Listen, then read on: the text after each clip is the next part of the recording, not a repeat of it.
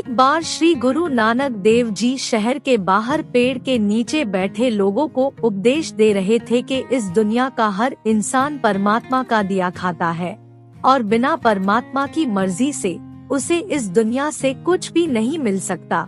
तभी संगत में से एक आदमी खड़ा हुआ और गुरु नानक देव जी को कहने लगा, मैं इस बात को नहीं मानता कि इंसान भगवान का दिया हुआ खाता है। इंसान तो खुद कमाता है और खुद घर बनाता है और वो अपनी कमाई का ही खाता है। भगवान का लिखा वो कैसे खाता है? गुरु नानक देव जी ने कहा, इस बात को मैं तुम्हें कैसे समझा सकता हूँ, लेकिन असलियत तो यही है, इंसान भगवान का लिखा हुआ ही खाता है। वो आदमी अपनी जिद पर अड़ गया कि चलो आज मैं अपने मन में ये ठान लेता हूँ कि कल मैं खाना नहीं खाऊंगा, तो क्या भगवान मुझे जबरदस्ती खिला देगा? गुरु नानक देव जी ने कहा, अपने घमंड में उस ईश्वर को कभी चुनौती मत देना, लेकिन अगर फिर भी तुम ये कह रहे हो कि कल खाना नहीं खाओगे, तो तुम कल खाना छोड़कर दिखाओ। अगर ईश्वर ने तुम्हारे लिए खाना लिखा हुआ होगा तो वो तुम्हें खुद ही खिला देगा। उस आदमी ने गुरु नानक देव जी की चुनौती को कबूल कर लिया और अगले दिन सुबह उसने अपनी पत्नी को बोल दिया, आज मैं खाना नहीं खाऊंगा। उसने मन में सोचा, अब भगवान मुझे खाना खिलाकर दिखाए। उसकी पत्नी को ये सारी बात पता थी, इसलिए उसने कहा, ये तुम्हारे और भगवान के बीच की बात है, मेरा इसमें क्या काम। अब उस आदमी ने खाना छोड़ दिया। दोपहर का समय हो गया था, लेकिन उसने खाना नहीं खाया था। अब उसकी यही जिद थी कि भगवान खाना खिलाकर दिखाएं। दोपहर के बाद उस आदमी को थोड़ी सी भूख महसूस होने लगी, क्योंकि घर की रसोई में से उसे खाने की खुशबू आने लगी थी। ये देखकर उसका मन डोलने लगा और वो अपने घर से बाहर निकल गया।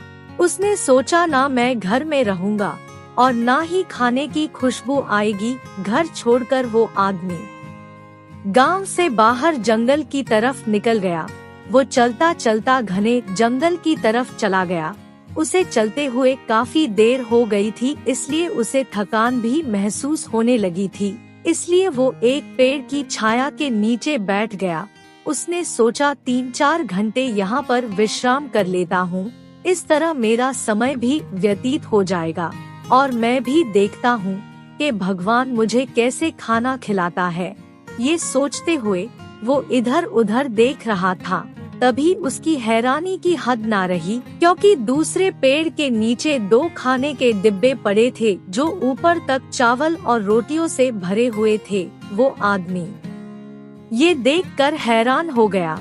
उसने सोचा, ये भी कोई भगवान की करामात है, नहीं तो इतने घने जंगल में रोटी कौन रख के जाएगा। उसने मन ही मन सोचा, चाहे कुछ भी हो जाए, मैंने कुछ भी नहीं खाना है, ये जरूर परमात्मा की ही माया है।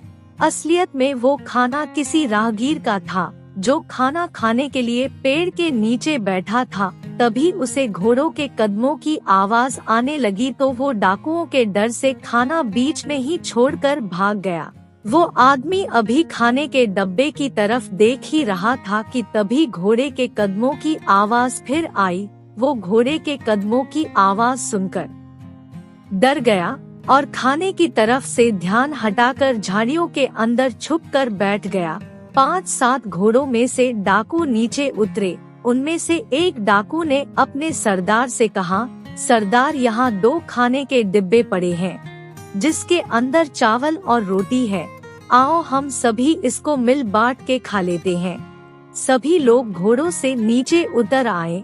जब वो खाना खाने लगे तो उनमें से एक डाकू ने कहा, अभी खाना मत खाना। सरदार ने पूछा, क्यों? दूसरे डाकू ने जवाब दिया, सरदार, हो सकता है किसी ने इस खाने में जहर मिलाया हो और इसलिए इसको खाते ही हमारी मौत हो सकती है। क्योंकि इतने घने जंगल में खाने के डिब्बे कहाँ से आए, ये तो पता करना पड़ेगा। सरदार को उसकी बात सही लगी। उसने बाकी डाकुओं से आसपास देखने के लिए कहा कि कोई यहाँ छुपा तो नहीं है। जब डाकुओं ने आसपास देखा तो उन्हें झाड़ियों के अंदर छिपा हुआ वो आदमी दिखाई दिया। डाकुओं ने उसको पकड़ लिया और अपने सरदार के सामने पेश किया। जब सरदार ने उससे पूछा तो उसने कहा, ये खाना मेरा नहीं है, शायद कोई पहले छोड़ कर गया हो। डाकू कहने लगे, नहीं, ये तुम्हारा ही है, सच सच बता दो, तुम्हारी जान बख्श दी जाएगी, अगर झूठ बोलोगे तो जान से मार देंगे। पर वो मानने को तैयार ही नहीं हुआ कि ये खाने का डिब्बा उसका है, लेकिन सरदार उसको बार बार यही कह रहा था कि ये तुम्हारा है और तुमने इसमें जहर मिलाया है। सरदार ने अपने साथियों से कहा, ये ऐसे नहीं मानने वाला, इसको मार मार कर पूछो तभी ये सच बताएगा। सारे डाकू इकट्ठे होकर उसको मारने लगे। तभी उनमें से एक डाकू ने कहा, पहले ये खाना इसको ही खिलाओ। उसने खाना खिलाने की बात सुनकर अपना मुख बंद कर लिया। ये देखकर डाकुओं को उस पर शक हो गया और उन्होंने खाना उठाया और उस आदमी को मार मार कर खिलाने लगे। पहले रोटी खिलाए और उसके बाद उसको चावल भी खिलाए। जब उस आदमी को खाना खाने के बाद कुछ नहीं हुआ तो वो समझ गए कि खाने में जहर नहीं है।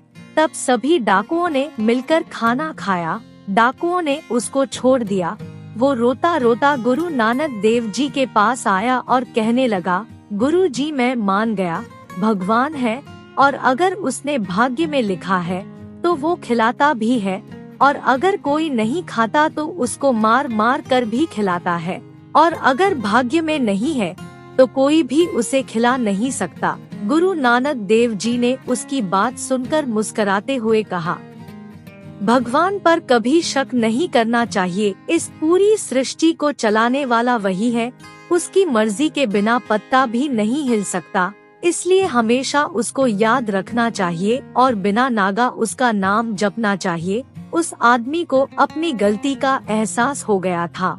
उसने गुरु नानक देव जी से अपनी गलती के लिए माफी मांगी और अमृत छक कर उनका सिख बन गया और रोज नाम जपने लगा। साध संगत जी, इस सुंदर साखी से हमें ये शिक्षा मिलती है कि परमात्मा की मर्जी से इंसान कुछ भी नहीं कर सकता। परमात्मा अपनी दया की मेहर हर जीव पर रखता है और इस संसार के सभी जीवों के खाने पीने का इंतजाम भी करता है। इसलिए हमारा भी फर्ज बनता है उस परम पिता परमेश्वर को हमेशा याद रखे और उसके हुक्म में रहे। दोस्तों, अगर आपको ये साखी अच्छी लगे तो कृपया लाइक, शेयर और कमेंट जरूर करें। आप मेरे चैनल को सब्सक्राइब जरूर करें और साथ में बेल आइकन को भी दबा दें ताकि मेरे नए वीडियो का नोटिफिकेशन आपको मिल जाए।